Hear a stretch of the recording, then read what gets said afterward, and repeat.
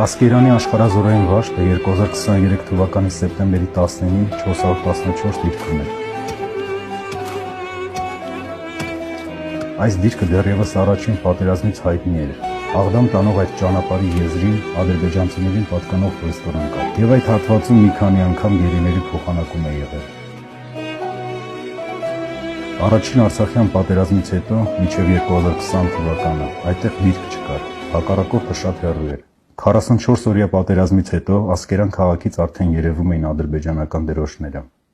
Մաշված խրամատները թարմացնելու կարիք եղավ։ Ուղիղ գծով 120 մետրի վրա հակառակորդն էր։